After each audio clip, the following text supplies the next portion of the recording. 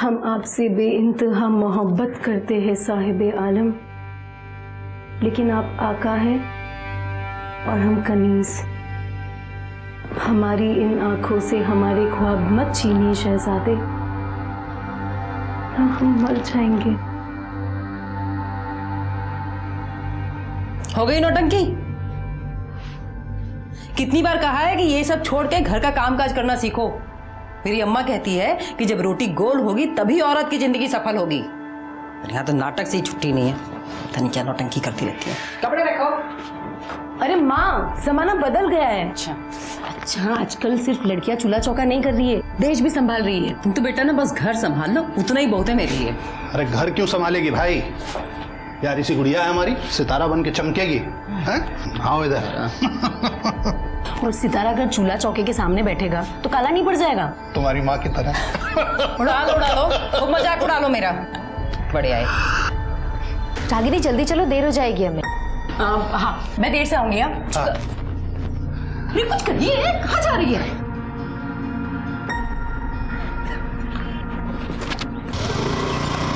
Bye bye. संभल कर जाना। लड़की को ज्यादा छूट दोगे ना तो लोग गाली देंगे। अरे कौन गाली देगा भाई, अब लड़की हमारा नाम रोशन करेगी तब देखना वही लोग ताली भी बजाएंगे।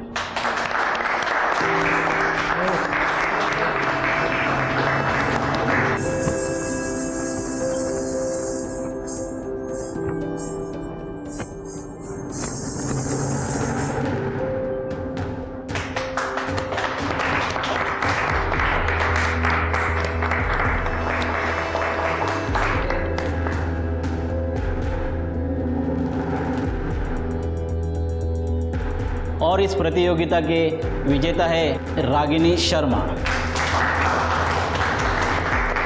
और मैं रागिनी जी से अनुरोध करूंगा वो मंच पर आकर अपना पुरस्कार ग्रहण करें।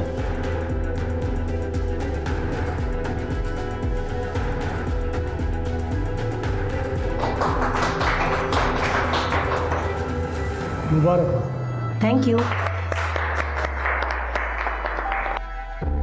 रागिनी ने ना सिर्फ ये प्रतियोगिता जीती है बल्कि हम सब लोगों का दिल भी जीता है। इसलिए हमारे फिल्म डायरेक्टर मिस्टर नमन झा ने उन्हें अपनी अगली फिल्म में बतौर हीरोइन लेने का फैसला किया है। हाँ। हमारी बिटिया हीरोइन बन गई भाई। नाचो, अरे नाचो। बहुत बढ़िया बेटा, बहुत बढ़िया।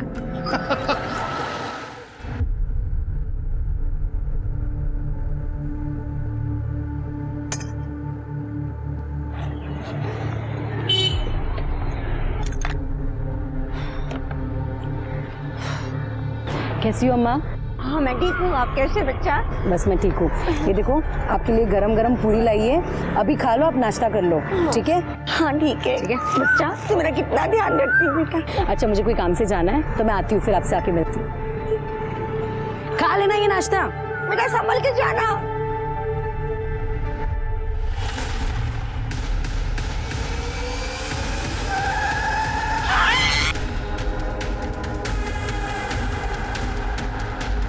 Hello police.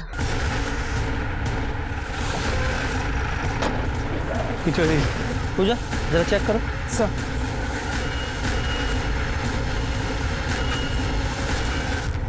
फोन किसने किया था? मैंने किया सर। मेरा नाम सत्यदेव राठी है, ये पास वाली बिल्डिंग में रहता हूँ। रोज की तरह मैं काम पे जा रहा था तो मैंने देखा बूढ़ी माँ खून से लथपथ है, इसलिए आपको फोन कर दिया। पहचानते हो ना? हाँ, लाल चौक पे रहने वाले हर कोई इन्हें बूढ़ी माँ बुलाते हैं। कोई खाना देता है तो बदले में दुआ देती है। साहब मैंने भी कई बार उन्हें खाना दिया।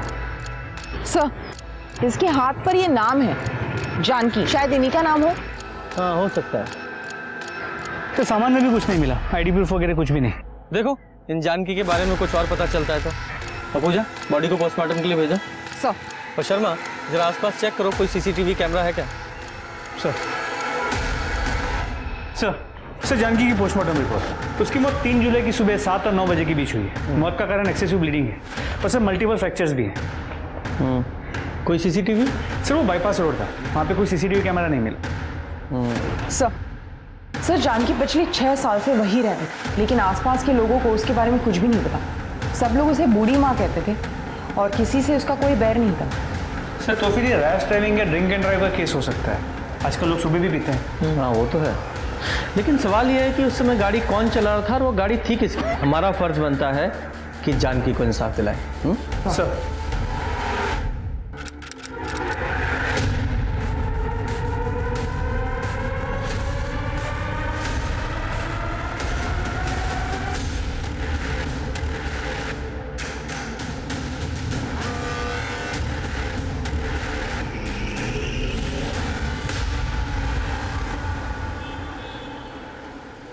हम आपसे बेइंतहा मोहब्बत करते हैं साहिब आलम, लेकिन आप आका हैं और हम कनीज। हमारी इन आंखों से हमारे ख्वाब मत छीनिए शहजादे, हम मर जाएंगे। हो गई नौटंकी? कितनी बार कहा है कि ये सब छोड़ के घर का कामकाज करना सीखो। मेरी अम्मा कहती है कि जब रोटी गोल होगी तभी औरत की जिंदगी सफल होगी। पर यहाँ तो नाटक से ही छुट्टी नहीं है, पता नहीं क्या नौटंकी करती रहती है। कपड़े रखो। अरे माँ, जमाना बदल गया है। अच्छा, आजकल सिर्फ लड़कियां चूल्हा चौका नहीं कर रही है, देश भी संभाल रही है। तुम तो बेटा ना बस घर संभाल लो, उतना ही बहुत है मेरे लिए। अरे घर क्यों संभालेगी भाई? यार इसी गुड़िया है हमारी, सितारा बन के चमकेगी। हैं? आओ इधर। और सितारा अगर चूल्हा चौके के सामने बैठेगा तो काला नहीं पड़ जाएगा? तुम्हारी माँ की तरह। उड़ा लो, वो मजाक उड़ा लो मेरा। बढ़िया है। जागीरी जल्दी चलो, देर हो जाएगी हमें। हाँ, मैं देर से आऊंगी। कुछ करिए, कहाँ जा रही है?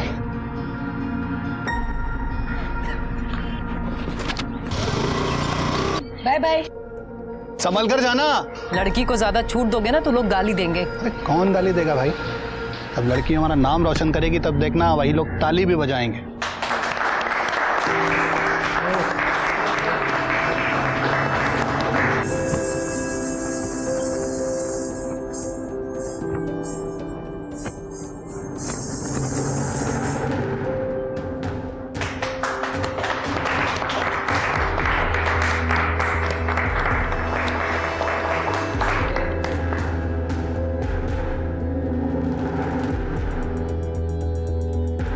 और इस प्रतियोगिता के विजेता है रागिनी शर्मा। और मैं रागिनी जी से अनुरोध करूंगा वो मंच पर आकर अपना पुरस्कार ग्रहण करें।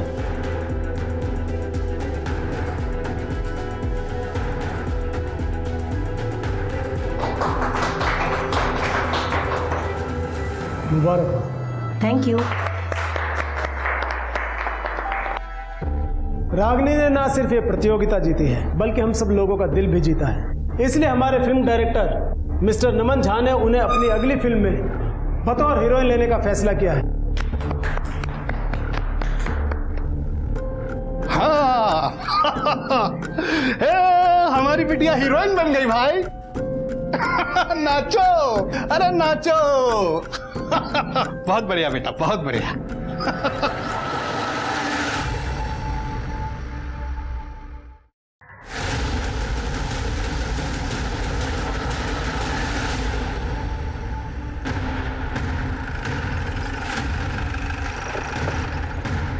आइए साहब।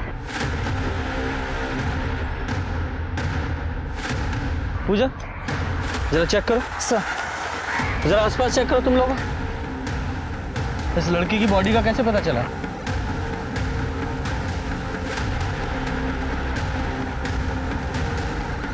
सर शायद 25-26 साल की लड़की होगी। और सर ये देखिए, ये रस्सी का निशान गले पे, शायद रस्सी से गला घोट के मारा गया है। और सर जबरदस्ती का कोई निशान नहीं है, तो शायद इसके साथ नहीं हुआ होगा।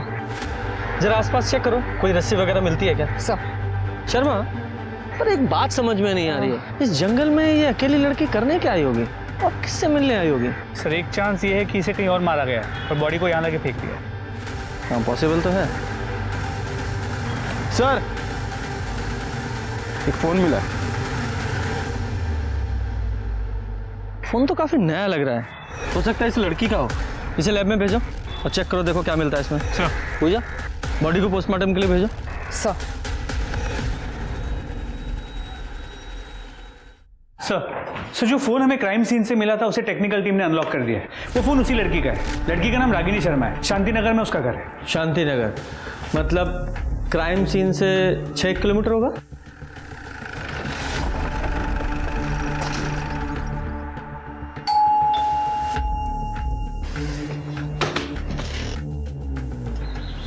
खुला? कोई है? जरा घर चेक करो।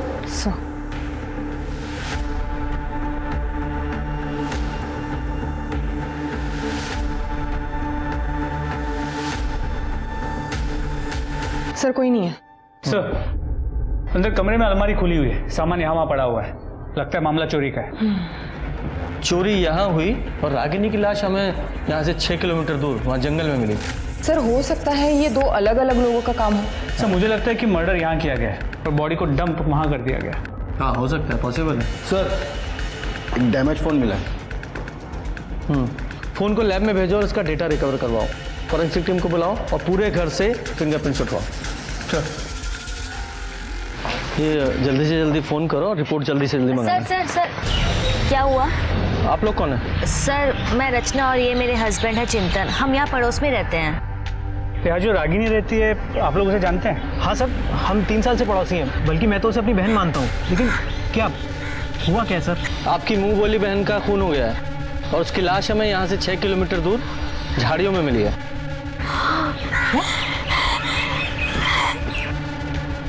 अच्छा एक बात बताइए, आप रागिनी से आखिरी बार कब मिले थे? सर अभी 3 दिन पहले मिले थे। बिना किसी सहारे के तुम अपने पैरों पर खड़ी हो रागिनी, ये हमारे लिए गर्व की बात है। हमें खुशी होगी अगर तुम हमारी पार्टी में महिला विभाग की कार्यकर्ता के रूप में शामिल हो जाओगी। जरूर सरस्वती जी। ये हमारी कार्यकर्ता है सुषमा जी और लता जी, और ये हमारा बेटा लोकेश, और ये हमारी होने वाली बहू अंजलि। हेलो। हाय। और लोकेश की होने वाली पत्नी अंजलि। इनका स्वागत करो। जी मम्मी जी।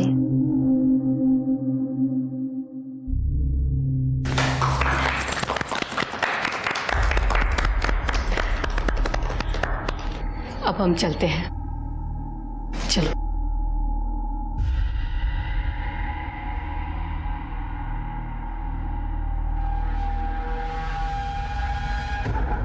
ये सब? ये सरस्वती जी हैं। रागिनी को अपने जनजीवन पार्टी में आने का मौका दे रही हैं। अरे वाह, मुबारक हो। ओ हेलो, कहाँ खोई हुई हो बहना? अरे कुछ नहीं, वो मैंने आपको बताया था ना, वो आदमी जिसके पास मेरे 2 लाख रुपए अटके हुए हैं, वो मुझे परेशान कर रहा है, मेरे पैसे ही नहीं दे रहे। रागिनी को किस बात के पैसे लेने थे? सर रागिनी फिल्म इंडस्ट्री में काम करती थी। हाँ। शायद शूटिंग के पैसे होंगे। हाँ, जिस आदमी से पैसे लेने थे उसका नाम पता है? हाँ बबलू। बबलू। अच्छा, रागिनी के साथ इस घर में और कौन रहता है? कोई नहीं सर, रागिनी अकेली रहती थी। उसकी फैमिली नहीं है?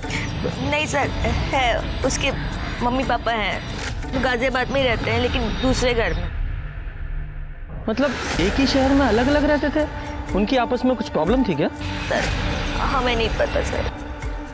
ओके ठीक है, उनका एड्रेस पता है? हाँ। पूजा एड्रेस ले लो। सर। और शर्मा इस बबलू का पता लगाओ। सर। नमस्कार इंस्पेक्टर साहब। सर आप यहाँ? हमें रागिनी की मौत का बहुत दुख है। वो हमारी पार्टी की कार्यकर्ता थी। आप उसके कातिलों को जल्द से जल्द ढूंढिए। अगर इस काम में हमारी किसी भी तरह की मदद की जरूरत हो तो हमें बताइए। जी सर, श्योर। नमस्कार सर। सुनो ना, सर जा रहे हैं, अभी बात कर लें क्या? अभी नहीं दोस्तों, बाद में। अभी मौका है हमारे पास, अभी बात कर सकते हैं हम।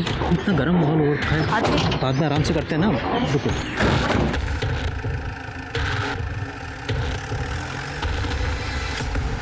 आपकी बेटी से आपकी आखिरी बार बात कब हुई थी? 2 साल हो गए सर। 2 साल? इतना लंबा टाइम क्यों? हमारी बेटी रागिनी को बड़ी हीरोइन बनना था सर। उसने केंद्रीय नृत्य मंदिर की अभिनय प्रतियोगिता भी जीती थी सर। प्रथम स्थान हासिल किया था उसने, और उस मंच से डायरेक्टर नमन झा ने तो वादा भी किया था सर कि हमारी बेटी रागिनी को फिल्म में हीरोइन बनाएंगे। सब कुछ था सर, हमारी बेटी का सपना पूरा होने जा रहा था। तो फिर ऐसा क्या हुआ था कि आप लोगों ने अपनी बेटी से सारे रिश्ते नाते ही तोड़ लिए? ये सब करने से पहले मर क्यों नहीं गई? बाबा तो राम से दुनिया की परवाह किए बगैर तुझे तेरे सपने पूरे करने की आजादी दी हमने, और बदले में तूने हमको क्या दिया बेटा? वो ठाकुर हमको बोल रहा था कि कैलाश तुम तो बड़ा आदमी बन गए, तुम्हारी बेटी एक रात का 10,000 रुपया लेती है, मन करता है तुमको जान से मार दे हम। बाबा, आपने मेरे खातिर इस घर को गिरवी रख दिया था। मैं नहीं चाहती थी कि मेरी वजह से आप लोग के सर से ये छत चली जाए। मुझे जो ठीक लगा मैंने किया बाबा। छत चली जाती बेटा तो कोई बात नहीं थी, जी लेते हम बिना छत के, लेकिन बिना इज्जत के कैसे जिएंगे हम? कर दिया पिंडदान तेरा हमने, हमारे लिए मर चुकी है ये। निकल जा इस घर से, निकल जा इस घर से। आपकी बेटी ने समाज में आपकी नाक कटा दी तो आपने उसकी जान ही ले ली। क्या कह रहे हैं सर आप? उसके सपनों में हम भी उसके साथ थे, हम अपनी इकलौती बेटी को कैसे मारेंगे? हमने ऐसा कुछ नहीं किया था सर। ये अलग बात है कि जब से हमने उसे घर से निकाला था उसके बाद हमने उसकी शक्ल नहीं देखी। ठीक है, शक्ल नहीं देखी। अब ये बताइए कि 8 तारीख को आप कहाँ थे? 8 तारीख को हम घर पे ही थे सर, बाहर ज्यादा आना जाना नहीं होता है, तबीयत खराब रहती है आजकल। साहब, आपसे एक विनती है, आप मेरे बेटे के कातिलों को पकड़ना जरूर। जी, हमारी बेटी को इंसाफ दिलाइए सर। सर, रागिनी के कॉल रिकॉर्ड्स, इसके मुताबिक उसकी सबसे ज्यादा बातें 2 लोगों से होती थी, एक उसके नेबर रचना और दूसरा बबलू दुबे। ये वही बबलू दुबे तो नहीं है जिसके बारे में चिंतन ने बताया था? सर, लगता तो ऐसे ही है। करता क्या है ये? लड़कियों की दलाली करता है। मतलब ये बात कंफर्म है कि रागिनी प्रोस्टिट्यूशन के बिजनेस में थी? जी सर, अब तक की इन्वेस्टिगेशन में तो यही बात सामने आई है। इस बबलू का बैकग्राउंड चेक किया सर, इसका क्रिमिनल रिकॉर्ड है, केस में अंदर जा चुका है। ये रागिनी ने इसे 2 लाख रुपए भी दे रखे थे और इसका क्रिमिनल रिकॉर्ड भी है। इसकी सर्च कहाँ तक पहुँची? सर, उसका फ़ोन अभी बंद है। उसके मोबाइल की लास्ट लोकेशन मेरठ की है। शर्मा, मेरठ गाजियाबाद, किसी भी बिल में छुपाओ, ढूंढो उसे। सर, रागिनी की पोस्टमार्टम रिपोर्ट, इस रिपोर्ट के हिसाब से रागिनी की मौत 8 अक्टूबर को शाम 5 से 7 बजे के बीच हुई। पहले उसे एक बेहोश किया गया और फिर रस्सी से गला घोंट के मारा गया, और जब रागिनी की मौत हुई तब वो 3 महीने प्रेग्नेंट थी। हाँ सर, रागिनी प्रोस्टिट्यूशन में थी। ये बच्चा शायद उसके किसी कस्टमर का हो। नहीं पूजा, मुझे तो ऐसा नहीं लगता, क्योंकि जो भी औरतें इस प्रोस्टिट्यूशन के बिजनेस में होती हैं वह सतर्क होती हैं, सेफ्टी का ध्यान रखती हैं। ऐसा हो सकता है कि रागिनी का कोई बॉयफ्रेंड हो, वो उससे प्रेग्नेंट हुई हो, और फिर रागिनी ने शादी के लिए उस बॉयफ्रेंड पर दबाव डाला, उसने इनकार किया और मार डाला। सर, हो सकता है उसका कोई रेगुलर कस्टमर हो, ये बच्चा उसी का हो, और ये रागिनी उस कस्टमर को ब्लैकमेल कर रही हो, इसलिए उसने रागिनी को मार दिया होगा। अब ये पॉसिबिलिटीज तो बहुत सारी हैं। रागिनी से जुड़े जितने भी लोग हैं सबकी डिटेल्स निकालो, और ये चिंतन और रचना, उससे भी पूछताछ करनी है। हो सकता है सर, रागिनी का बॉयफ्रेंड उससे अक्सर मिलने आया करता था। लंबा चौड़ा लड़का था, करीब 6 फीट का, बाइक से आता था।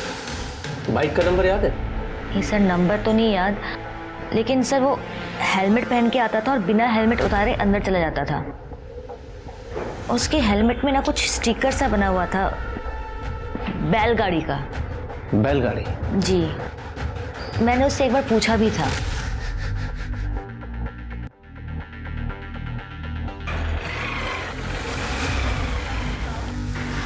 रागिनी, कौन था ये?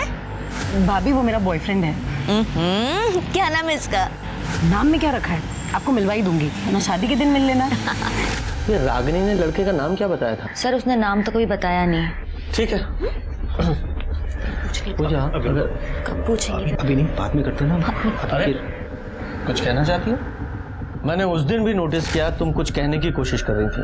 घबराओ मत, जो कुछ भी है साफ साफ बताओ, किसी से भी घबराने की जरूरत नहीं है। बताओ, आराम से बैठ के बताओ। बोल, क्या कहना चाहती? सर, मैं 10 साल की थी जब मैं अपने माँ बाप से अलग हो गई। मेरे पापा रोज दारू पीते थे और रात को घर आके मुझे और माँ को मारते थे। मेरी माँ मुझसे बहुत प्यार करती थी। उस दिन दिवाली का दिन था और पापा फिर से दारू पी के आए थे।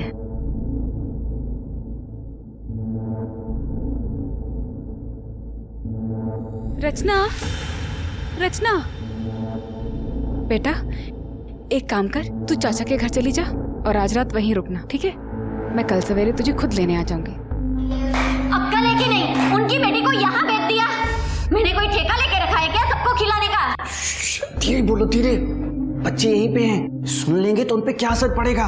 और वैसे भी भैया की बेटी है वो। भैया की बेटी है तो क्या मैं डरती हूँ?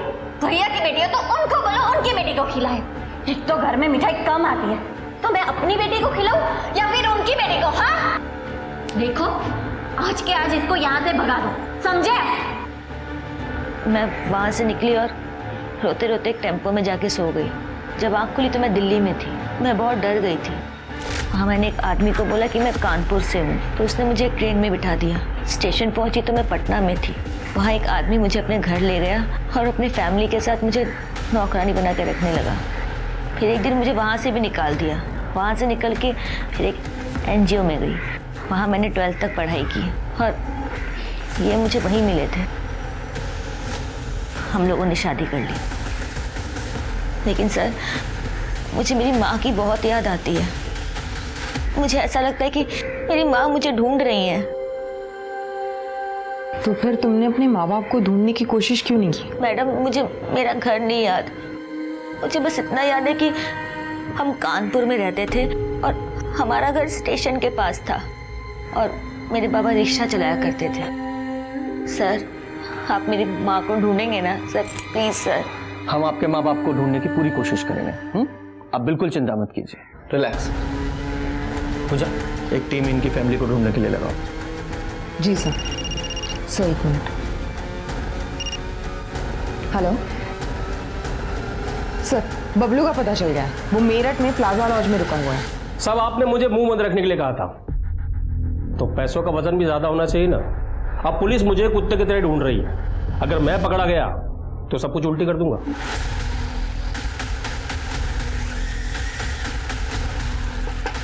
कौन है?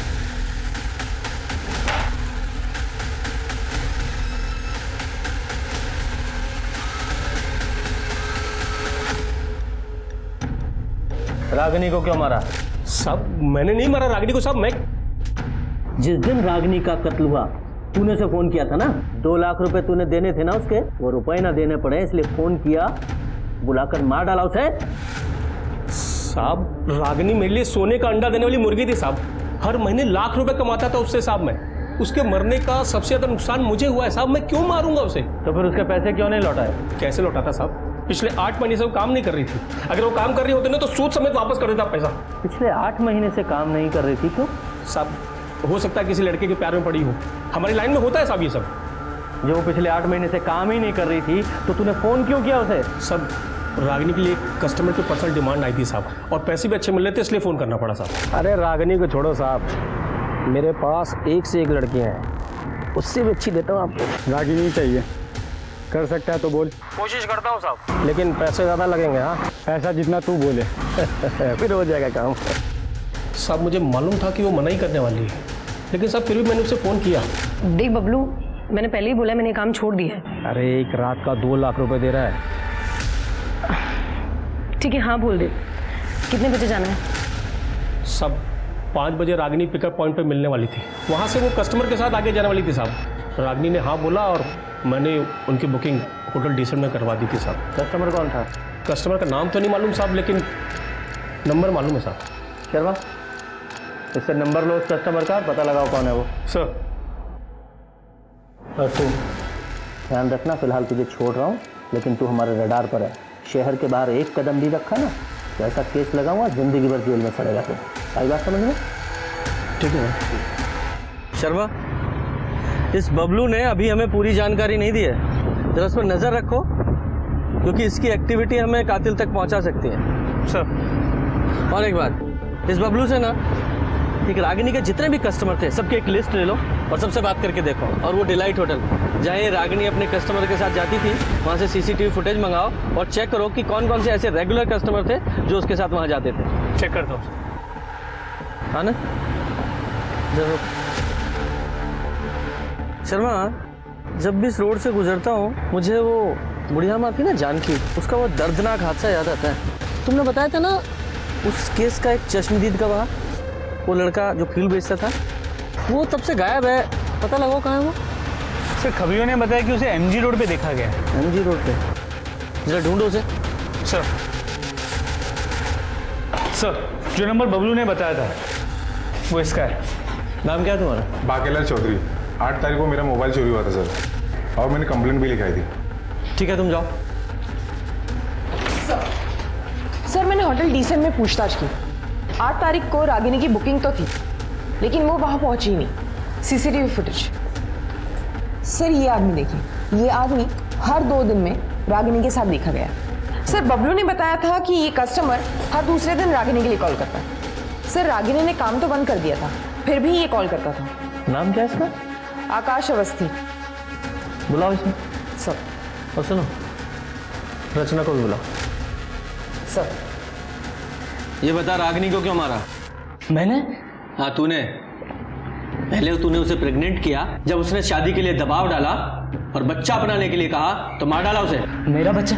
सर माना मैं उससे रेगुलर मिलने जाता था, लेकिन सर मैंने कभी उसे हाथ भी नहीं लगाया। बेवकूफ़ समझता है हमें? सर मैं सच कह रहा हूँ सर। दरअसल मैं दौर का रहने वाला हूँ, इसलिए ना यहाँ कोई दोस्त है ना कोई पहचान वाला, बस एक रागिनी थी जिससे बात करके अच्छा लगता था। अगर आप हमें पसंद नहीं करते हो तो हम यहाँ क्यों आते हैं? तुम हमें पसंद हो रागिनी, बस औरत का ये रूप हमें पसंद नहीं। असल में बात यह है कि तुम मुझ में एक ग्राहक देखती हो और मैं तुम में एक अच्छा दोस्त। एक आप हो और एक कुछ नहीं, जाने दो। तकदीर में शायद यूं ही जीना लिखा है, अब तो मौत भी बिन बुलाए आएगी। रागिनी बहुत परेशान थी सर। कुछ तो बात थी जो उसे खाई जा रही थी, शायद फंस गई थी जिसमें फरोशी के दलदल में। लेकिन हमें पता चला है कि तू उसके घर भी आता जाता था। नहीं सर, मैं कभी उसके घर नहीं गया। मेरे पास तो उसका फ़ोन नंबर तक नहीं है, तो घर का पता मुझे कैसे मालूम होगा? मैं तो हमेशा उसे बबलू के थ्रू ही मिला हूँ। पूजा। हाँ तुम मिस्टर आकाश अवस्थी, इस हेलमेट को पहचानते हो? तुम्हारा है ना? नहीं सर। पहनो इसे।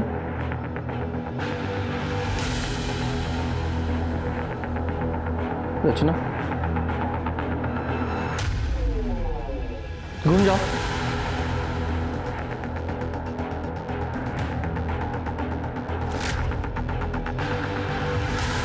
वहां तक जाओ और वापस आओ। वापस आओ।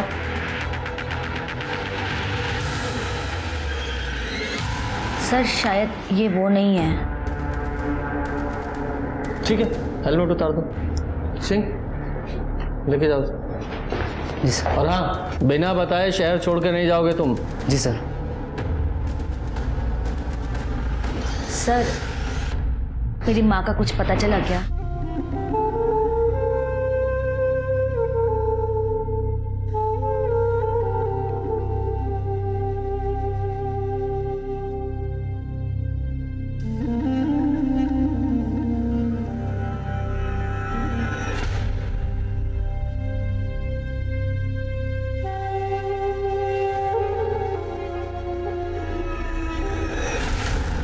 तुम जानती हो ना? हाँ सर, रागिनी ने मिलवाया था एक बार। रागिनी ने बहुत मानती थी, इन्हें खाना पानी कंबल सब देती थी। और क्या जानती हो इनके बारे में? सर और तो कुछ नहीं पता मुझे। ठीक है, अभी तुम जाओ और डोंट वरी, तुम्हारी माँ जल्दी ही मिल जाएगी। Thank you sir. शर्मा, मुझे लगता है कहीं ना कहीं ये दोनों केस आपस में जुड़े हुए हैं। सर रागिनी के घर से जो फोन मिला था उसका डेटा रिकवर हो गया, ये देखिए।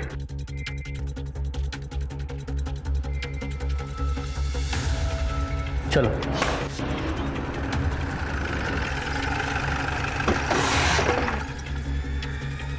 ये देखिए सर।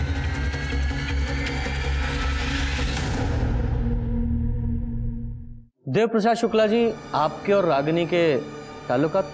ओपोजिशन की अच्छी चाल है मुझे बदनाम करने की। ये फोटो झूठी है। सर हमने सारे फोटोज की जांच कराई है, किसी भी फोटोज के साथ कोई भी छेड़छाड़ नहीं की गई है। मैंने कहा ना झूठी, फोटोशॉप की है। सर एक काम करते हैं, आपका डीएनए टेस्ट करा लेते हैं, सब क्लियर हो जाएगा।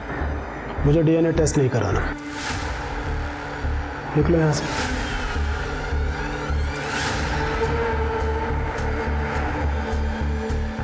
हाँ इंस्पेक्टर, तुमने वो हाथी और चींटी वाली कहानी सुनी है ना? चींटी अपने दायरे में ही रहे तो अच्छी है।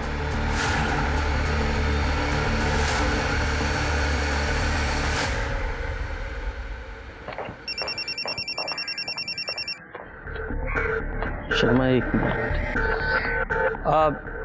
जैन सर जी, सॉरी सर जी, ध्यान रखूंगा। जैन सर। क्या हुआ सर? कुछ नहीं। इस देव प्रसाद शुक्ला के खिलाफ हम सिर्फ इन फोटोग्राफ्स के आधार पर कार्रवाई नहीं कर सकते। हमें इसके गिरबान तक पहुंचने के लिए कुछ और पुख्ता सबूत चाहिए। शर्मा, तुम्हें याद है रागिनी के फादर ने हमें बताया था कि रागिनी को एक डायरेक्टर ने फिल्म ऑफर की थी। क्या नाम था उस डायरेक्टर का? नमन झा। नमन झा, बात करो उससे और पता करो कि क्या हुआ था उस कार्यक्रम में, क्योंकि उस कार्यक्रम में ये देव प्रसाद शुक्ला और उसकी पत्नी दोनों शामिल थे। और हो ना हो, मुझे लगता है कि इस सारे चक्रव्यूह की शुरुआत उसी प्रतियोगिता से हुई है। सर, उस प्रोड्यूसर नमन झा से बात हुई। वो इस वक्त लंदन में अपनी फिल्म की शूटिंग कर रहा है। उसने कहा कि देव प्रसाद शुक्ला के कहने पे उसने रागिनी को फिल्म तो ऑफर की थी, लेकिन ना वो कभी रागिनी को मिला है, ना उसके बारे में कुछ जानता है। सर एक और बात, ये रागिनी जिस घर में रहती थी वो उसी के नाम पर रजिस्टर्ड है। 40 लाख की प्रॉपर्टी कैश दे के खरीदी। 40 लाख रुपए कैश दे के खरीदा? मुझे नहीं लगता कि रागिनी के पास इतना पैसा होगा। हो ना हो ये देव प्रसाद शुक्ला, इसका इस मर्डर में जरूर हाथ है। ये देव प्रसाद शुक्ला और उसके आदमियों पर नजर रखो और साथ ही साथ बबलू पे। एक मिनट सर। हेलो, ठीक है मैं पहुंचती हूँ। सर कानपुर में रचना की माँ जिस मोहल्ले में रहती थी उसका पता चल गया। वेरी गुड, काम करो, तुम वहां के लिए निकलो। सर। और शर्मा, तुम ये बबलू पे नजर रखो। सर। ये लो, ये पिटीशन है, साइन करा देना। सर हमने सभी सस्पेक्ट्स पे नजर रखी थी। सर ये कुछ फुटेजेस देखिए। सर ये आजाद नगर के पार्किंग लॉट की फुटेज है।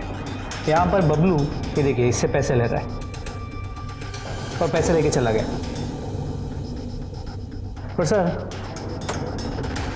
यही आदमी रागिनी के मर्डर से एक दिन पहले उसके घर के आसपास मंडराता हुआ नजर आ रहा है। ये तो देव प्रसाद का बॉडीगार्ड है। क्या नाम है इसका? सर ओम प्रकाश। लेके आओ इसे। देख, बबलू ने अपने सारे गुनाह कबूल कर लिए और ये भी कबूल किया है कि तूने उसे चुप रहने के लिए पैसे दिए थे। और हम जानते हैं, ये बात अलग है कि वो डायरेक्ट तूने पैसे नहीं दिए थे, किसी और ने दिलवाए थे। और रागिनी के मर्डर से पहले तू उसके घर के आसपास मंडरा रहा था। सीसीटीवी फुटेज है हमारे पास जिसमें तू साफ नजर आ रहा है। और तेरे फोन की लोकेशन और तेरे कॉल रिकॉर्ड्स भी है हमारे पास कि तूने कब कब रागिनी को कॉल किया था। सब दर्ज है हमारे पास। बोल। साहब ये बात सच है कि मैं उसके घर के पास गया, लेकिन साहब आज तक मैंने उसको फोन नहीं किया कभी। मैं जानता हूं कि तूने कभी रागिनी को कॉल नहीं किया और मैं ये भी जानता हूं कि तेरे फोन से रागिनी को कौन फोन करता था। मैं सिर्फ तेरे मुंह से उसका नाम सुनना चाहता हूं। देख, सरकारी गवाह बन जा या फिर सारी जिंदगी जेल में सड़ना, चॉइस तेरी है। हाथी और चींटी की कहानी सुनी है मैंने शुक्ला जी, और यह भी सुना है कि चींटी अगर एक बार हाथी के कान में चली जाए तो उसे तांडव करवा देती है। अब मुद्दे की बात शुरू करें। मैंने ही रागिनी को फिल्म दिलाने के लिए नमन से बात की थी। सर उन्होंने मुझे अपनी फिल्म में हीरोइन बनाने का वादा किया था। उनका एक आदमी सुरेश एक हफ्ते पहले मुझे गाजियाबाद में मिला। अरे मैडम, अगर फसल उगानी है तो बीज तो बोना ही पड़ेगा। 4 लाख रुपए खर्च होंगे, कॉस्ट्यूम का, ऑडिशन का, पोर्टफोलियो का, शोरील का। मैडम बहुत पैसा खर्च होता है, काम निकालने, चाय पानी सब करना पड़ता है। अब जब 4 लाख रुपए इकट्ठे हो जाए ना, मुझे फोन कर देना। पर इतना श्योर है कि काम दिलाने की गारंटी मेरी है। मेरे बाबा ने 4 लाख रुपए ब्याज पे लिए थे और वो सारे रुपए मैंने सुरेश को दे दिए। अब 4 दिन से वो मेरा फोन नहीं उठा रहा है। मुझे समझ में नहीं आ रहा है अब मैं क्या करूं, क्या बोलूं बाबा को।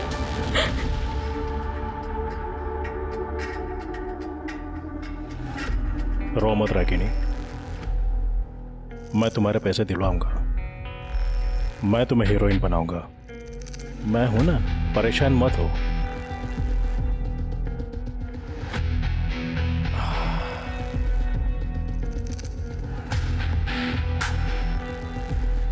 मैं नमन से बात कर लूंगा, तुम्हें तुम्हारे पैसे मिल जाएंगे। बस एक बात याद रखना, मैं तुम्हारे लिए कुछ भी कर सकता हूं। और ये सुरेश कौन है? पता नहीं, शायद सुरेश ने ही नमन के नाम से रागिनी को बेवकूफ़ बनाया। मैंने उसे ढूंढने की बहुत कोशिश की लेकिन वो मिला नहीं। फिर मुझे पता चला कि रागिनी प्रोस्टिट्यूशन के बिजनेस में आ गई। एक दिन मैंने उसे कॉल करके कहा कि मैं तुम्हें घर लेकर देता हूँ, तुम्हारा खर्चा उठाता हूँ, तुम्हें धंधा छोड़ दो और मेरे साथ रहो। तो मालूम, पिछले 6 महीने से मेरे उससे कोई ताल्लुकात नहीं है। मैंने उससे सारे रिश्ते तोड़ दिए थे। तो ऐसा क्यों किया आपने? मन भर गया। अब जब पिछले 6 महीने से मेरे उससे कोई ताल्लुकात ही नहीं है तो ये बात जाहिर है कि वो कम से कम मुझसे तो प्रेग्नेंट नहीं थी। शुक्ला जी, ये तो डीएनए टेस्ट के बाद ही पता चलेगा कि क्या सच है और क्या झूठ। मैं डीएनए टेस्ट कराने के लिए तैयार हूँ इंस्पेक्टर, लेकिन मेरी आपसे एक रिक्वेस्ट है कि ये बात बाहर ना आए। इलेक्शन सर पर है। ठीक है, उसकी चिंता मत कीजिए। Thank you. आज तो सारे फूल भीगे ही नहीं। सर ये राजू। हाँ साहब। राजू बेटा, तुम पहले ये फूल लाल चौक पे बेचा करते थे ना? हाँ साहब, वहाँ कमाई कम होती थी और यहाँ कमाई अच्छी होती है। अच्छा, जब तुम लाल चौक पे फूल बेचा करते थे तो एक कार ने एक बुढ़िया माँ जानकी उनको टक्कर मार दी थी जिससे उनकी मौत हो गई थी। तुम वहीं थे? हाँ साहब, मैं वही था। रागिनी दीदी बूढ़ी माँ को खाना देकर जैसी निकली, पीछे से एक कार आई और बूढ़ी माँ को उड़ाकर चली गई। सर ये हो सकता है कि वो गाड़ी रागिनी का पीछा कर रही है और गलती से जानकी को टक्कर मारी। हाँ, पॉसिबल तो है। अच्छा राजू बेटा, एक बात बताओ, जब तुम लाल चौक पे थे, उस बुढ़िया को उस गाड़ी ने टक्कर मारी तो तुमने देखा कि कार कौन चला रहा था? नहीं साहब। उस गाड़ी का कलर, उसकी नंबर प्लेट वगैरह कुछ याद है? नंबर वंबर तो याद नहीं है, लेकिन हाँ, गाड़ी पर बैलगाड़ी छपी हुई थी।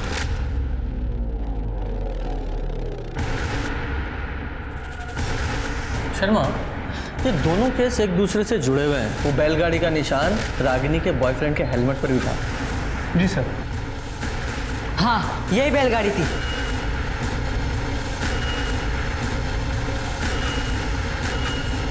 यही बैलगाड़ी थी ऐसी?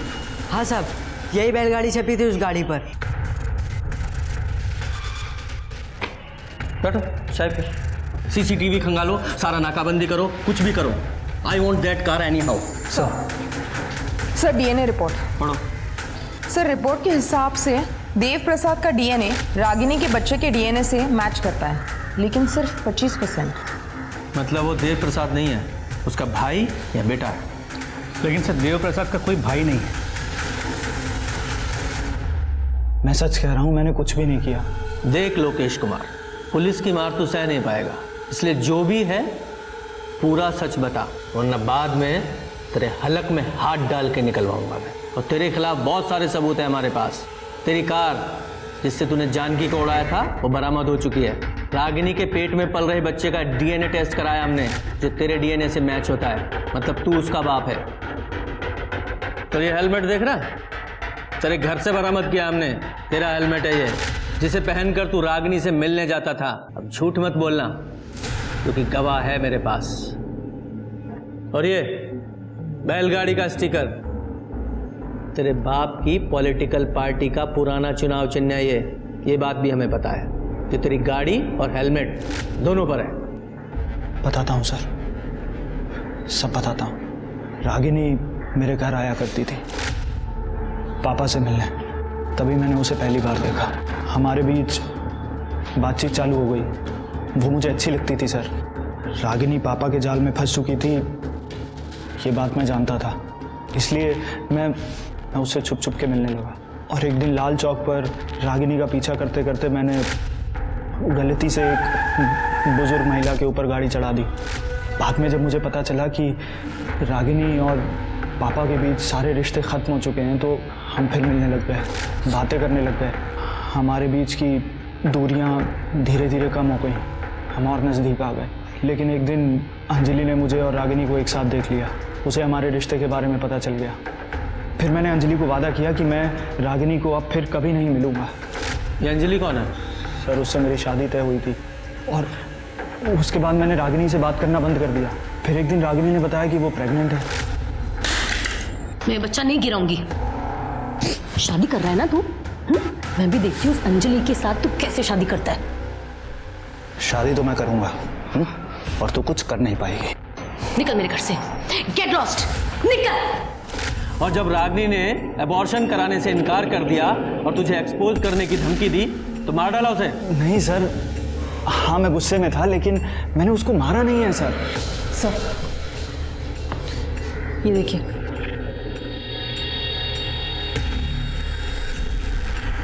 तूने नहीं मारा ना रागिनी को? नहीं सर। तो ये क्या है? रिपोर्ट है ये, इसमें साफ साफ लिखा है तेरी गाड़ी में रागिनी के बाल मिले और फार्म के ट्रेसेस जो रागिनी का गला घोटने से पहले उसे सुंघाया गया था। बोल। सर मेरी गाड़ी है, दो दिन पहले ही वापस आई है, लेकिन ये गाड़ी तो सर वो गाड़ी तो मैंने किसी को दी थी। किसको?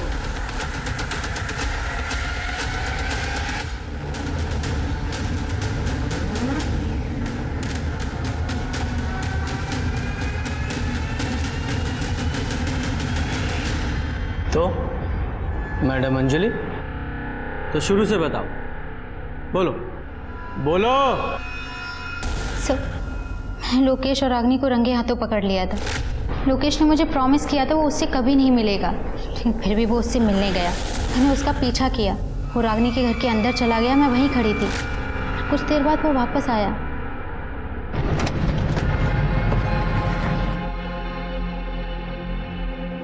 पापा, लोकेश अभी भी रागिनी से मिल रहा है। I want to kill that.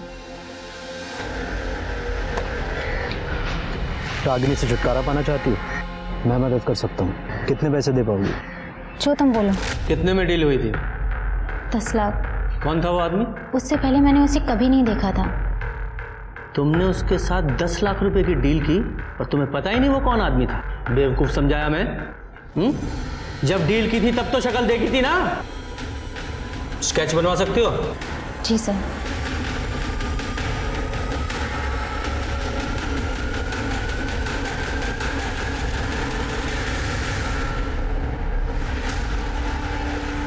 ये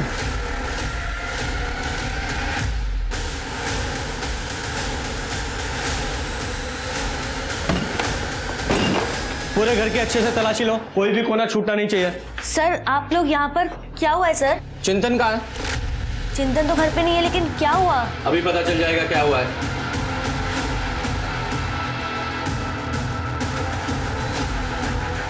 सर ये कैश मिला। रखो। ये पैसे किसके हैं? सर मुझे नहीं पता ये कहाँ से आया। ये ज्वेलरी मिला है। इतनी सारी ज्वेलरी किसकी है? नहीं सर ये मेरे नहीं है। मैं बताता हूँ किसके हैं। ये गहने रागिनी के हैं। और ये पैसे देख रही हो? ये पैसे रागिनी को मारने की कीमत। तुम्हारे पति चिंतन ने रागिनी को मारने की सुपारी ली थी। सर आप ये क्या बात कर रहे हैं? तो तुम भी तो इसमें शामिल नहीं हो? सर मुझे इसके बारे में कुछ नहीं पता, मैं सच कह रही हूँ। पकड़ो से। रागिनी को क्यों मारा तूने? तू तो उसे बहन मानता था ना? सब दिखावा था सर, पैसे नहीं थे मेरे पास। जानती थी वो, मेरा मकान बिकने वाला था, ये भी पता था उसको। किस्त चुकाने के पैसे नहीं थे मेरे पास, और जिससे उधार लिया था वो घर तक आ गया था उस दिन। सलीम भाई, मैं आपके पैसे पक्के से लौटा दूंगा, मुझे बस थोड़ी और मोहलत दे दो, बस 1 महीना। और अगर 1 महीने बाद भी पैसे नहीं आए तो ये घर तो बिकेगा ही, इसके साथ साथ तू भी दुनिया से उठ जाएगा। भैया ये कौन था? इन्होंने उनसे पैसे लिए थे बिजनेस के लिए। बिजनेस तो डूब गया, अब अगर पैसे नहीं लौटा पाए तो जान से मारने की धमकी दे रहे हैं। रागिनी तेरे पास कुछ पैसे हो तो मैं लौटा दूंगा। भैया सच में मेरे पास कुछ भी नहीं है। एक से आने वाले थे लेकिन वो भी अटके पड़े हैं। झूठ बोल रही थी वो। मिस्टर शुक्ला साहब के बहुत एहसान थे उस पर। लोकेश का भी उसके घर पे आना जाना था, पैसे तो थे उसके पास। उस दिन जब लोकेश उसके घर पे आया तो मैंने खिड़की से उन दोनों की बातें सुन ली। रागिनी के घर से बाहर निकला और अपनी गाड़ी में बैठकर जैसे ही निकला, मुझे अंजलि की आवाज़ सुनाई दी। वो फ़ोन पर रागिनी को मारने की बात कर रही थी। मुझे पैसा कमाने का जरिया नज़र आया और मैंने जाके अंजलि से बात की। कितने पैसे दे पाओगे? जो तुम बोलो। 10 लाख। उसके बाद सर मैंने एक आदमी का फ़ोन चोरी किया और उसी फ़ोन से बबलू को फ़ोन लगाया और रागनी को बुक करने के लिए बोला। रागनी मेरी बताई जगह पर ठीक टाइम पे पहुंच गई और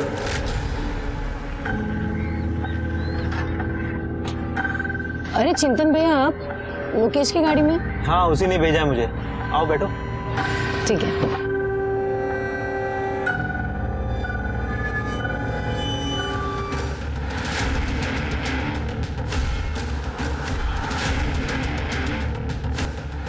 मेरा लालच बढ़ गया था सर।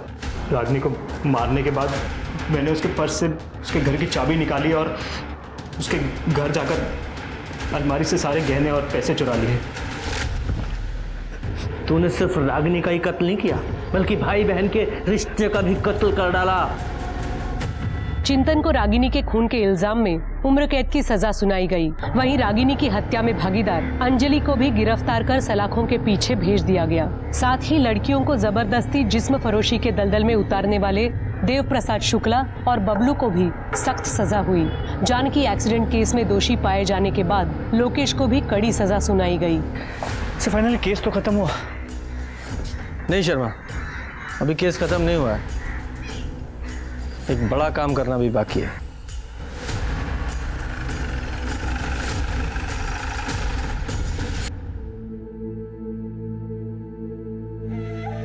माँ, मैं रचना